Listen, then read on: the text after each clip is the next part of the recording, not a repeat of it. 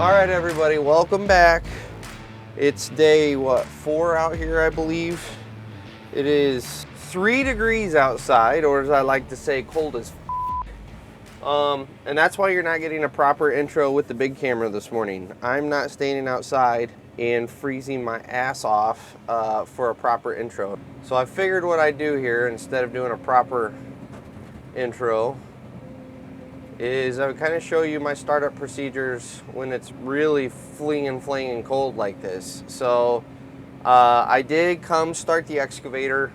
It's been running for about 15 minutes now. So I have let the engine get up to temperature. Now I've got a couple things I need to do. First is I need to warm up the hydraulics a little bit. I have no idea where Rick is. I need to warm up the hydraulics. As you can see, there's frost all over the cab still yet, so it's not like we're gonna just go to town here working. The other thing I need to do is make sure I'm not stuck to the ground here and that I don't have any issues tracking. So the first thing I'm gonna do is I'm gonna lift up each side individually. And then I'm just gonna track a little bit. And I'm gonna make sure that any mud that was left in there, if you recall, we have been cleaning our tracks really well, knowing that this hard freeze was coming. But I'm just gonna track around one time to make sure that everything is broken free and I don't have anything obstructing my tracks or my rollers. And now we're gonna spin around and we're gonna do that to the other side. And you can see how freaking slow the hydraulics are responding here this morning. And now we're going to do the right side. Ooh, there she goes. This is why I do this. Because you can see she was a little stuck there. This is why I hate operating in wintertime. You got to go through all this ridiculousness just to get going for the day. Okay, so now that all of our tracks are free and everything's good, now we're just going to do some air digging and we're going to get our hydraulics warmed up. Nothing crazy, nothing super fancy. Just literally getting some hydraulic oil flowing through the system. Trying to warm everything up a little bit. I am going to get leveled out a little more though. I am keeping it in turtle mode on the speed for my tracks because that gives you more power. And with the hydraulic oil being cold and thick, combined with all that stuff built up on the tracks, I always forget about that flinging button for the windshield wiper. But yeah, all that to say, between the stuff built up on the tracks and the hydraulic oil being cold, we're going to stay in turtle mode for the first part this morning. But on these mornings, it just takes a long time to get these machines warmed up. We are going to air dig for probably a solid 5 or 10 minutes before this thing starts to even pick up a little bit of speed. I bet it's a solid half hour before it really feels like it's warm. God dang it, I hate that button case. My goodness, that is the one thing about this machine that drives me absolutely nuts, is that effing button.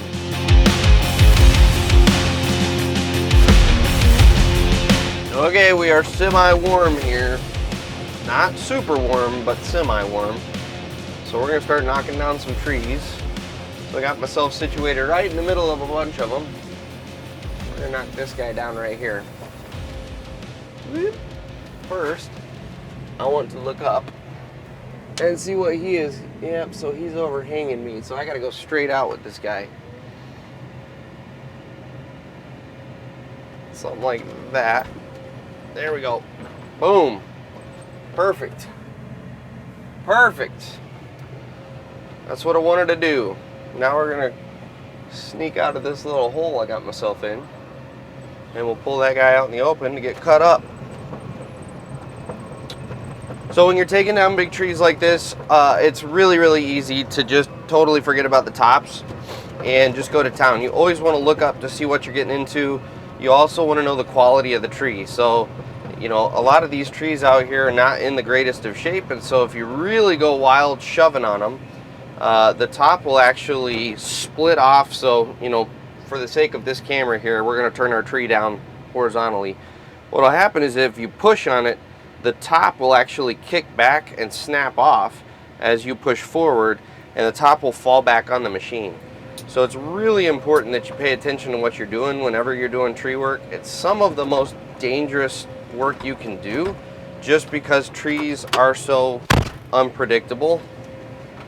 So anyway, that's something that I keep forgetting to mention though, is I am paying attention to the top of the tree. That is something I look at before I actually take one of these trees down, because you can get yourself into trouble in a hurry if you don't.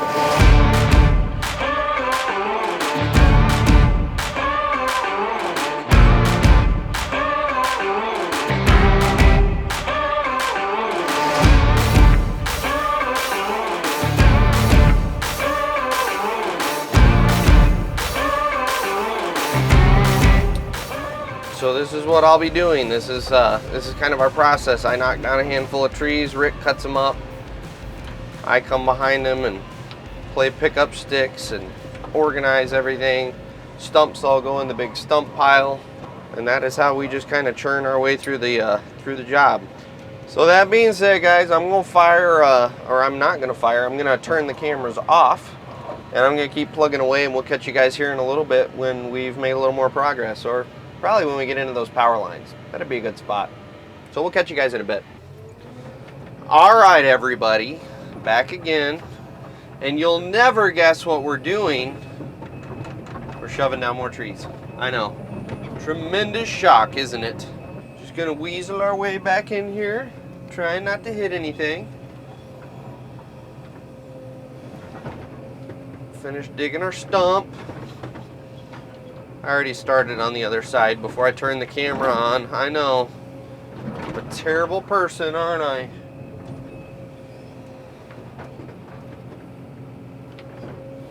Well, this baby's got some decent roots. Okay. Here we go.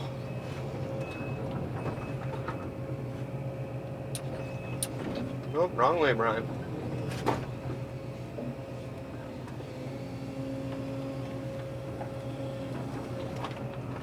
Okay, there's that guy.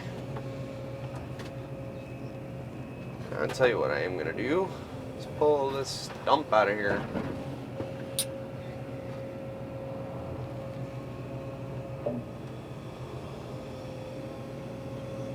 Set him there for now. You see me looking around a lot when I'm backing up. All I'm doing is making sure that all of my sides are clear. You know, I've got the cameras here that are helping, and I am using them, but it is very easy because that is not a very contrasty image. It's very easy to not see a smaller tree trunk and then swing into it. So being this tight in the trees, I'm always double, triple checking that I'm not going to hit something with my counterweight or with my side panels, because we don't want to be that guy. Nobody wants to be that guy. Even though there are a lot of those guys on job sites, unfortunately. But as of right now, I am living proof that you can do a tree job with an excavator and come away with it without a bunch of dented side panels and a polished counterweight. So it is possible, ladies and gentlemen.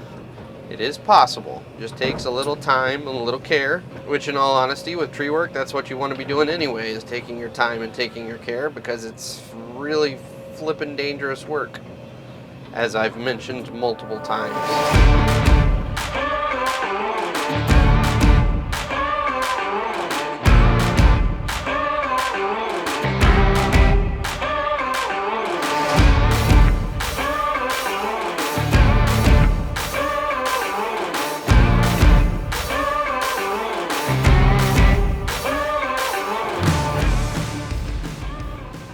Okay.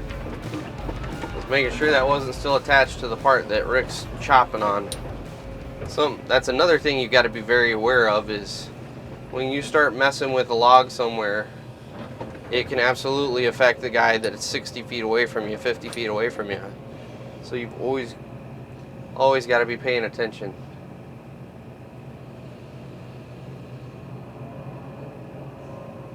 To what's connected to what, and what's doing what. Maybe.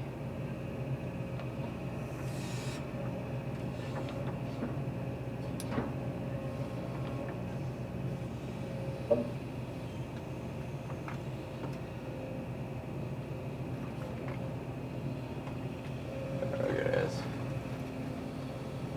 Come on now.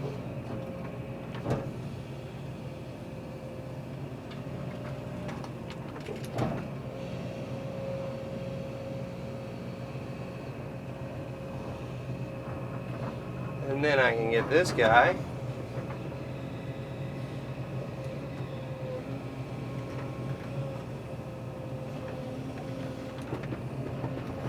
Like that. And now Rick's got something to keep him busy for a minute. And with that being said, I'm going to flip off the cameras. We'll get this cleaned up. I'll leave the drone going and we'll catch you guys here in a little bit.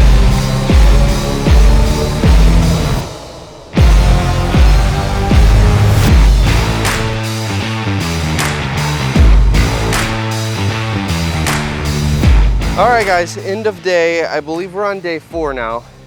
It's cold.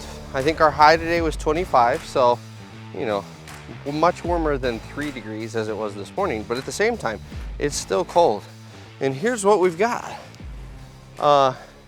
Really starting to come together here as a lot. I'm hoping that's focusing because it kind of looks out of focus on me, or on my screen here, but whatever. Spent a lot of time up in this area today. That's why I didn't have a kid in my lap, and that's also why it was so tedious. You can see we kept a lot of trees up there. So, you know, I'm having to spin around in the middle of all of those and get angles to shove things down. So it made for a fun day. So that's obviously way more cleared out. We finished out the day over here. We had 4 trees right here around these lines that I was able to push over. We had a couple more back up in there. I think we had 1 or 2 more up by the piles there. So we got a lot accomplished. For being 2 guys, we got a lot accomplished. It was a good productive day. But that being said, it's cold and I don't want to walk around. So I'm going to go get in my car and I'm going to send you guys out with whatever Isaac decides, whether it's hyperlapse from today or some fast forwarded footage. I don't know, but I took drone footage when I got here this morning when it was beautiful. It's just ugly now because we've got a bunch of brown mixed in with the pretty snow. So I'm just going to send you guys out with something different instead of flying the drone to show you basically what you already know is there. So you guys enjoy your night. I'll catch you tomorrow for more fun in the trees because I don't even know what we're doing tomorrow. I think we've got, I don't know, a handful more trees, but we don't have that much more. I think a lot of it's going to be sorting piles for chip versus non-chip wood. So we'll see what the day brings. So you guys have a great night. We'll see you tomorrow.